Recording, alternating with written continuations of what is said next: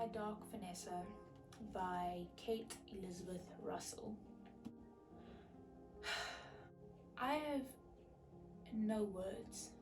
Actually, I do. I've got many of them. And I have many things to say about this book.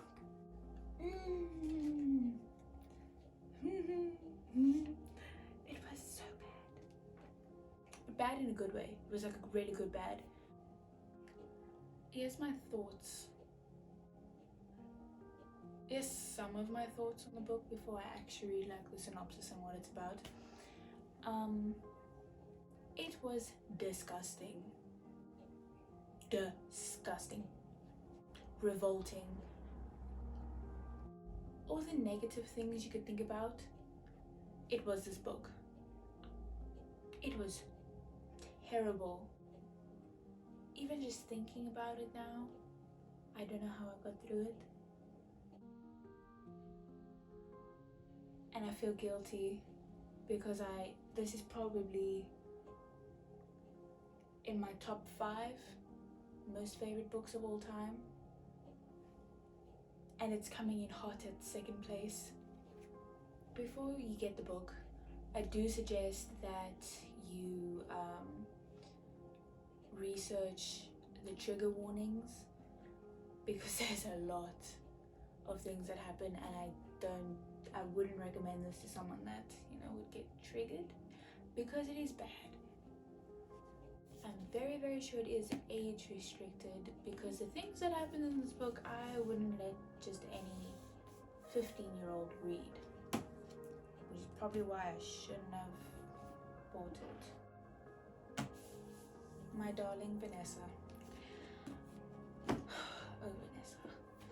So, this is a adult contemporary fiction. I felt like I said contemporary very wrong. I'm going to read the synopsis of the book because this will explain it better than I ever could, and I feel that I would probably give things away.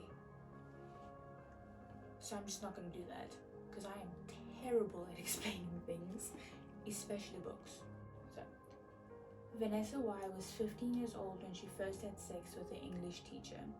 She's now 32, and in the storm of allegations against powerful men in 2017, the teacher, Jacob Strain, has just been accused of sexual abuse by another former student. Vanessa is horrified by this news because she is quite certain that the relationship she had with Strain wasn't abuse, it was love. She's sure of that. Forced to rethink her past, to revisit everything that happened, Vanessa has to redefine the great love story of her life, her great sexual awakening as rape. Now she must deal with the possibility that she might be a victim and just one of many. Nuanced, uncomfortable, bold and powerful, My Dark Vanessa goes straight to the heart of some of the most complex issues our age. After I finished the book, I closed it, I was frustrated, and then I threw it on the floor.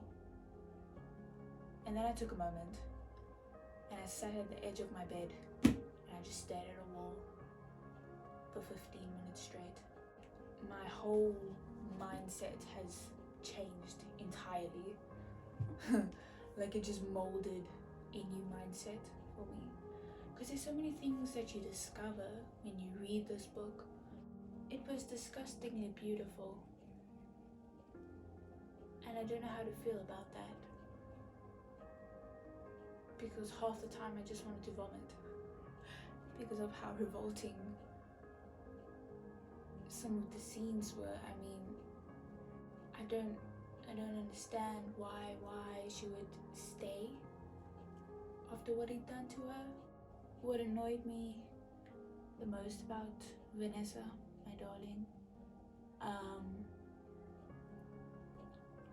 was how she thought she was this grown woman trapped in this 15-year-old body because she had done this and this and this with Strain, and it was just so naive. You're not a grown woman, you're still a child. I feel bad for her, I do, but I feel that she was so stubborn and such a lost, hopeless case, that there was nothing you could do to help her get out of that situation, or help her come to the realization that none of what he did was out of love. And he never wanted to be known as a monster, but truly he was, and he couldn't accept that. I mean, he's such a narcissist. And then still being betrayed by him wasn't enough. Like, you love him. Like, imagine just loving someone and then getting betrayed by them, and then still being like, oh no, it's my fault, don't worry.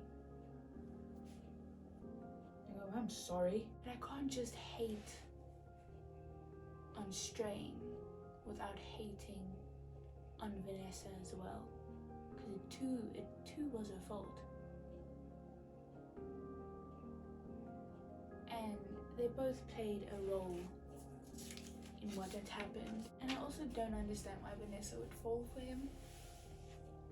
Like, you would think that students would fall for their teachers based on their looks, because that's the first thing you usually see in someone, is their looks. Like, let's all be honest. If you see someone hot across the road, you're not gonna be like, oh, I think he has such a nice personality. No. You're gonna be like, oh, he's hot, let's go talk to him. And then you get to know his personality. But I believe she may have had a emotional connection to him, or he may have made her believe that there was this emotional connection, because as you get farther into the book, and you learn about the other cases, you can see that there's a repetitive pattern. And I'm not gonna lie, he was so smart about it, so unbelievably smart about it, and he knew exactly what to do. And it there's no words to describe how I feel about it, because he's so good at it, and he was able to get her wrapped around his finger, making her believe that she was in control. Meanwhile, he was in control the whole time, and it was just But he gave a copy of Lolita to her, and that was one of the repetitive things, and that brainwashed her even more. The thing that was good about her was probably her writing. And there's a page I want to read to you, and it was from one of her works. I felt an emotional connection to her, but not in that way, more in a way of our writing styles, in a sense, because she too loves dark romance as much as I do. She waves the boats in from the sea.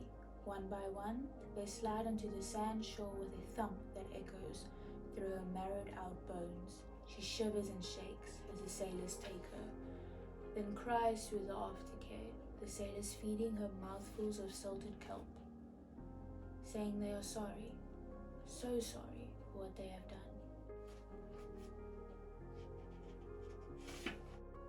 But that was just one of her writings. It wasn't necessarily dark, but it's also not your fairy tale, dreamlike poem. I truly love that. When I first saw it, I just thought it was amazing. So good. But there was a stage in the book where I had thought that her writings weren't as good, that it was just Strain's way of pulling her in. It was kind of like an Achilles heel, how easily she was manipulated by him into getting what he wanted, and the things he had done to get there, and the things he had said, which is truly disgusting, but that's what made the book better. What made the book pull you in and just made you want more was reading what he had done to her, in the sense of how he manipulated her, how he raped her, and things like that. And it just pulled you in this way that you couldn't help but just let you pull it in, because it was just so interesting and you wanted to know more. And the way it was written was truly spectacular. I mean, it's so odd and peculiar how a book like that is able to leave you wanting for more, is able to make you pick it up again and be like, I need to get to the end of this book. I need to know what happens. There was no resolution, really. It doesn't sit right with me, but that's what I love about it. But yes, this is my little book review on one of my top 5 favorite books. A very, very close second.